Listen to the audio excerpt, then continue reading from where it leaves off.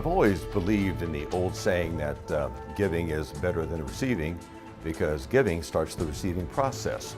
So it started off as a basic idea for a fundraiser to raise money for deserving charities, but I didn't have a name for this. So I said to myself, I wanted something unique and direct. Then the word embrace kind of hit me. Now I see and hear that word more than ever before and really never knew just how powerful that word can be. Now we have it. I've got my name, Embrace the First Step. Mike Roderick, who is the founder of Embrace the First Step, has a wonderful organization that he's put together that really does fundraising through athletic events. Of the various events that Embrace the First Step will host throughout the year, the main event will be the climbing of Mount Rainier every summer. This is a 3-day climb that will present many challenges. Not quite as challenging and maybe a little more fun are some of the other events, and they are a bike tour, a volleyball tournament, a home run derby for softball players, a long drive contest for golf, and also a golf outing. These are designed to be fun and to encourage strong public participation to raise money for what we call the CAVS concept. The core philosophy of Embrace the First Step and its fundraising efforts will benefit children, animals, veterans, and seniors, otherwise known as our CAVS concept.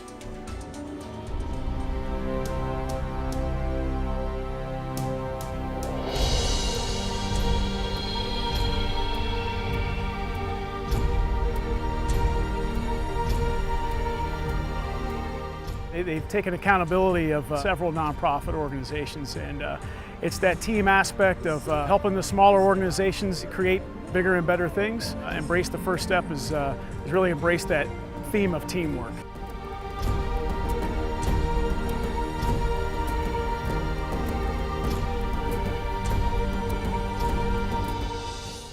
We make a living by what we get.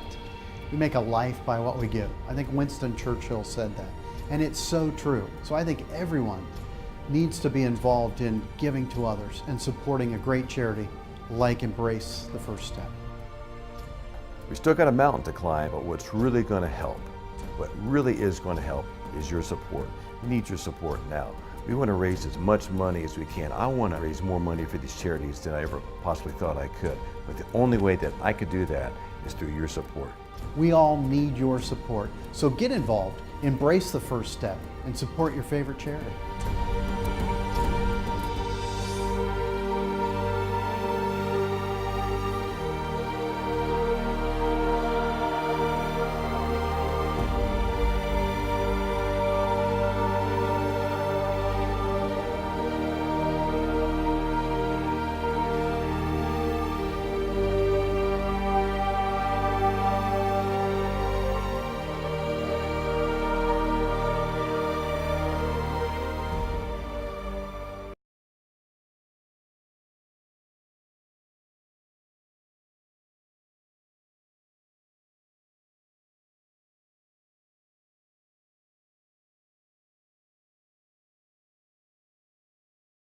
Hi, I'm Evan Weesey, and this is A Day in My Life. I have spinal muscular atrophy. It does a lot of things. It damages my legs, my back. That's why I'm kind of a little crooked. And I think it also was responsible for helping me not breathe.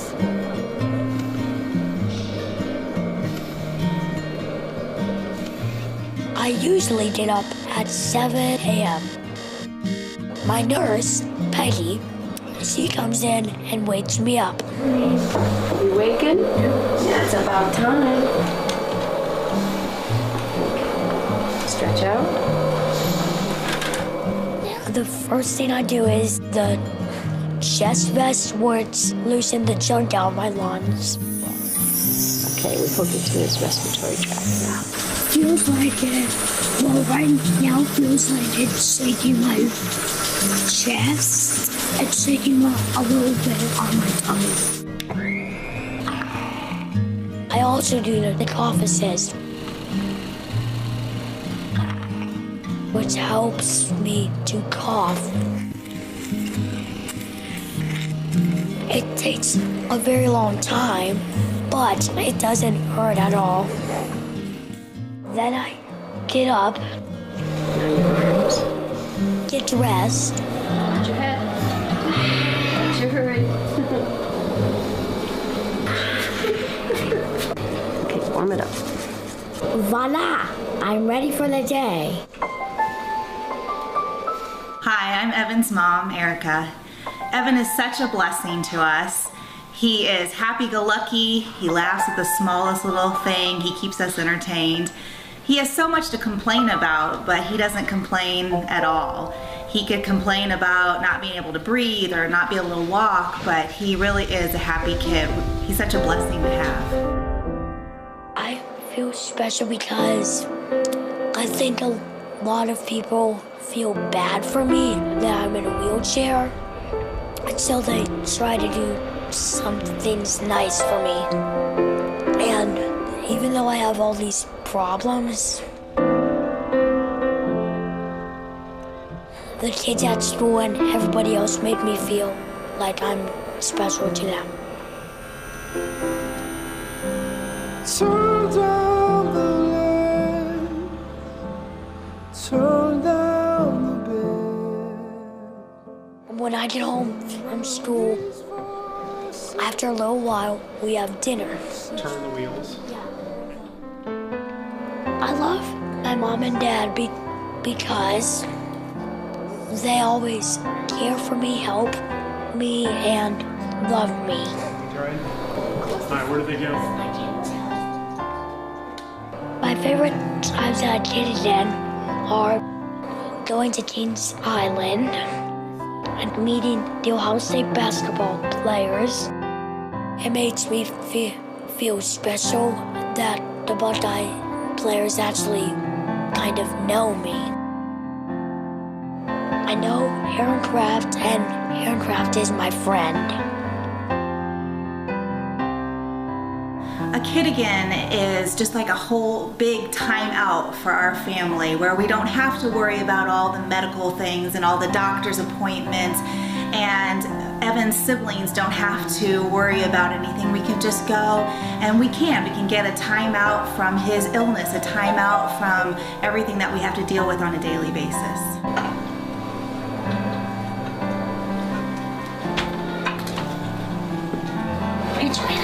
It's been a long day, but this has been a day in my life. Good night.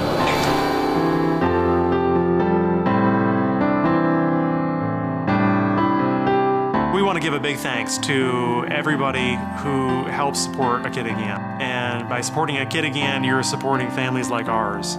And we want to say thank you for your contributions. Thank you for your support. Thank you for passing the word out to families that have special needs, but also to folks that would be interested in supporting, because when you give, we're able to participate and have the happiness and the times with the kids that we just can't create on our own. So we want to say thank you for participating, for giving.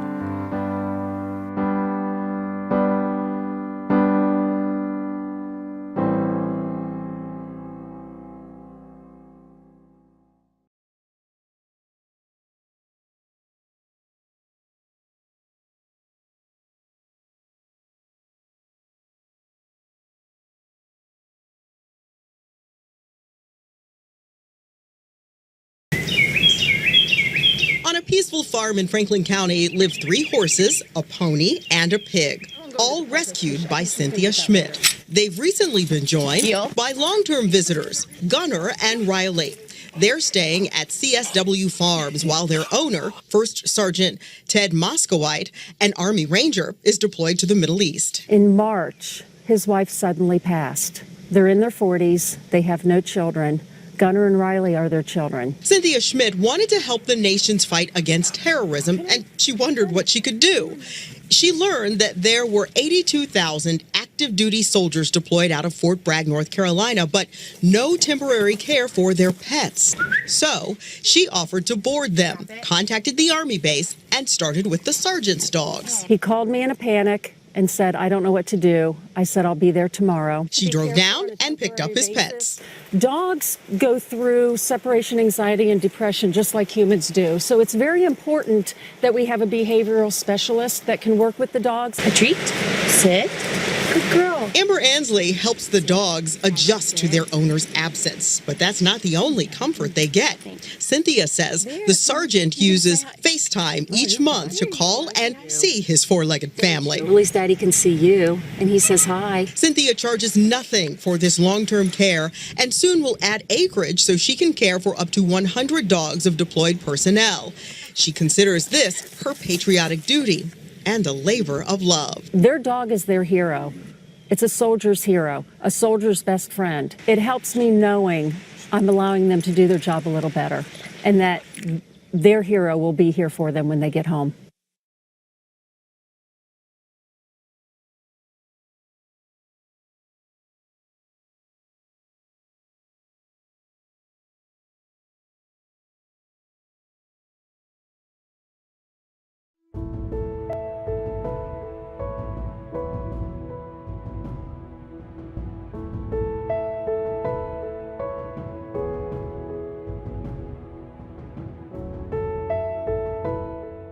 Third and Goal Veterans Homemade makes homes handicap accessible for wounded veterans. But that's really putting it simply. I think we do many other things. We provide all sorts of fun experiences, whether that's tickets to concerts or football games, things of that nature, or providing gifts during Christmas time or different birthdays. We even try to go as best we can to provide housing for those who are homeless. So we do a multitude of things, but I think where we first started is trying to adapt homes to fit a lot of the wounded soldiers and veterans coming back from warfare. And the name Third and Goal means to me is a very specific scenario in which you're looking at a critical situation trying to come out on top. So it's not like it's fourth and goal and we're in some sort of desperate situation. It's a very critical, well thought out way of executing to handle an issue on the football field. And that's what we feel like we're doing with Third and Goal for a lot of these veterans. So that's kind of what embodies the name. In the past, we've done several projects surrounding generally the same thing, which is home adaptability for veterans who are handicapped and disabled. And this serves a great purpose not only for the veteran, but also their caregivers as well. Examples of this are Shane Parsons up in Fostoria, Ohio. We built a deck for him.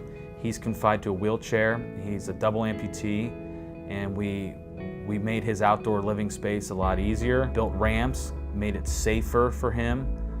We've done this as well in the state of Washington. What we did there was we widened hallways, we lowered countertops, just general things that we take for granted on a day-to-day basis, that if you're disabled and you're a caregiver as well, it makes it very difficult to get by on a day-to-day basis. So we're just trying to make the small things easier for those who have served our country. Whether that's a big project, a small project, it all kind of depends on the spectrum of the injury. So we just try to make those who are putting it all on the line that much easier when they come home and they find their place of comfort. You don't see this every day. It's for somebody of that stature to take the time out of their day to, donate or help out. Pretty nice, pretty good deal. Greatly appreciated. I think if anybody can help Third and Goal in the future, it's incredibly important. Helping wounded veterans, I think, is one of the greatest causes out there. I mean, they serve our country, they serve us, and they fight for us. So the best and only thing we can do is help them in return. Growing up in an era where 9/11 happened and seeing that really provided a platform for our generation to say, how can we get involved? And when you know people who have gone overseas and fought for our country, it gives you chills to think that they're putting their lives on the line for our freedom, and how could you not want to get involved? To get involved does not mean that you need to give big dollars. Obviously those are welcome, but at the same time, if you can provide services or access to goods and services that we can then pass on, if you can help identify a veteran, because we can't help those that we don't know about. They're constantly on watch, they're constantly protecting this country, night and day. And I can't think of a better cause than supporting a foundation like 3NG. This is something that hits close to home for everybody here. I think if we could start doing events all throughout the USA and getting people more aware of what's going on with our veterans and how they're struggling and how we can make coming back home a better place for them, I think a lot of people would jump on our cause and we could make it that much better. People come up to Shane and I and they ask how we're doing or how Shane's doing, and they ask, well, what can we do to help, or what can we do for you? And I believe that a lot of people don't really know what to do, or maybe they stand back and they think, we really want to help, but how do we help? And one of the things you can do is help organizations such as Third and Goal that help our warriors and their families when they're in need. More importantly, you can make a difference. But words is just, it's hard to put it in words. It's very hard, it's very tough, but I'm very grateful that they have stepped up and helped, guys like us. There's all these different organizations, but they did something that meant actually a lot to me. Athletes that I've had a big fan of since I was a kid until now, and just them coming up and saying that I'm their hero instead of they're my hero. That's what it's like. It's like I said, it's so surreal. It's amazing.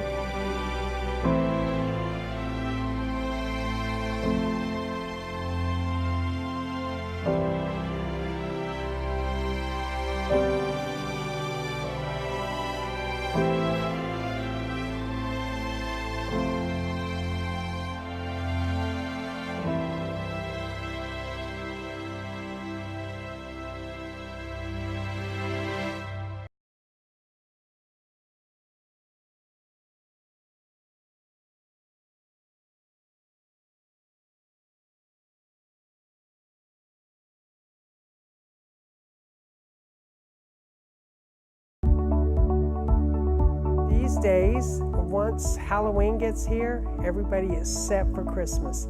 And they just kind of forget that there's still a lot of people out there who maybe won't have a meal at all on Thanksgiving if it weren't for organizations like the Byron Saunders Foundation. So in 97, 98, we started this Thanksgiving project, helping families mainly around the southeastern part of Columbus. Started with 50, and now we're up to 2,000 families all over Central Ohio. We do everything up to the distribution, collecting the food, organizing it, then we give the food boxes and gift cards, which they can get a turkey or ham with. This time of year, food drives, monetary donations, volunteering to actually count all of this food. We have to count it, we have to sort it, we have to log it, we have to pack the actual meal boxes. So many ways to get involved. I believe God gave us the opportunity in life to do what we do with our life every day. No matter what our stage is in life, we have the opportunity to do what that is. The most important aspect of Thanksgiving is time with your loved ones, with time with people that you enjoy being around. And Thanksgiving just happens to be with turkey ham usually, but I think the greatest aspect is time with your loved ones.